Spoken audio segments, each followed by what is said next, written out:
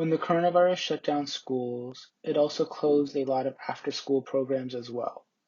Christiana Peralta, who worked at an after-school program called the Booster Clubs, which is part of the community outreach program in New Life Fellowship Church, didn't know what she would do. In an effort to keep her job, her boss transitioned her into working with underprivileged families and finding ways to support them by offering them much needed electronics and Wi-Fi. She quickly found out that this issue was brought into the light by the global pandemic. The church offered up funding, including computers and Wi-Fi, to families in need. Christiana worked as someone who would get in contact with families and find out what their needs exactly were for their children. So in hearing Christiana's story, I wanted to sit down and talk to her and go over what exactly she did to help out these communities in Queens. Hello, my name is Jose Rodin, and I'm here with Christina Peralta. How many people do you think you would get per week on a list, like an average? On average, so in the beginning, when we first started the project, we first started with people that we kind of knew. So people who either attended the church or kids from our own program. So I was only getting around 2 to 3 families a week. As our project grew, however, um, basically our church staff kind of spread the word around to what our program was doing. So as it became more and more heard of, we got more and more people contacting us saying, I need a laptop for my kid, or we need Wi Fi, we can't afford it. A lot of single parents, a lot of people out of a job because of COVID. So, more and more, the need got greater and greater. And as well, people were actually, people actually started to donate more money to us. So, we didn't have like an unlimited source in the budget, so as people heard about what we were doing, they were actually donating money as well. So as our project started out really small and got a lot bigger towards the summertime, I was getting probably about 5 to 7, 5 to 10 families a week. Wow. So how would you reach out to these people? So we had all their contact information, so we would do it by phone. So I first started out by calling each family because it was a lot to explain. It was a lot to say, like, hi, I'm calling from a church in your neighborhood community, and we wanted to know if your family was interested in free internet and free devices. So a lot of times when I would call people, they wouldn't answer, an unknown number. But when I started to text people, and a lot of families were actually only Spanish speaking, so I was texting families. First, I'd send them a text in English. If I didn't get a response, I'd text them in Spanish. And a lot of times that would get me a response.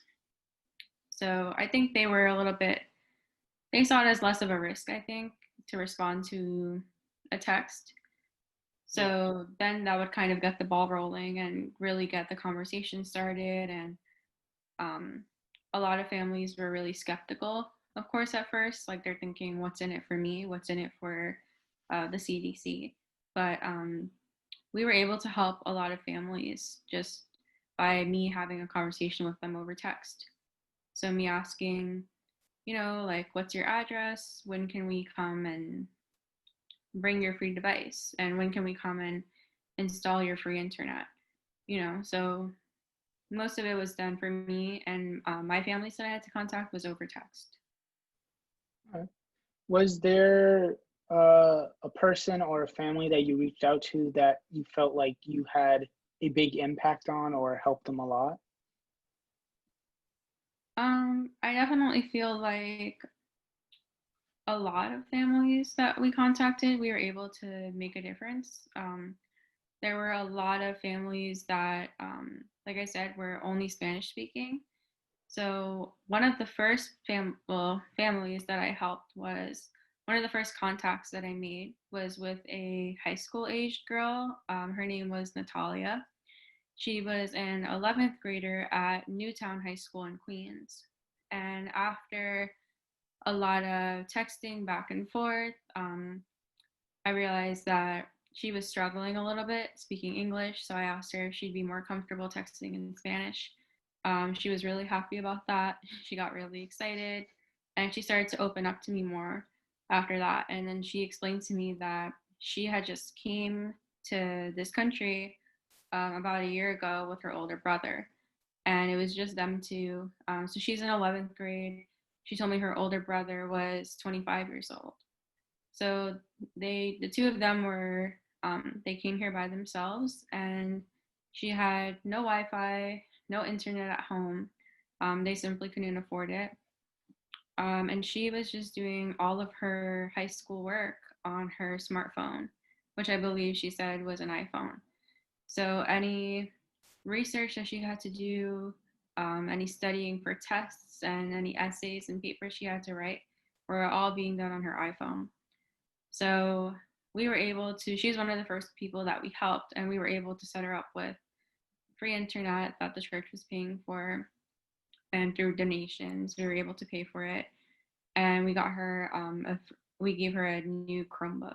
So she was just so grateful. Like, she was texting me nonstop saying thank you and how appreciative she was, and like how lucky she feels that we were able to find her. You know, she does that. She didn't think anything like this would have been possible if it wasn't for the generosity of the church. So, and the other thing that I talked to her about was she's going to college in a year from now. So I can't imagine doing college schoolwork on an iPhone. Yeah. So I just really felt good about being able to help her, give her that extra boost through onto like these important years in her school career. So that was like one of the, probably one of the cases that stood out to me the most. Okay. Thank you so much, Christina, for your time and for talking to me about this. Have a good day.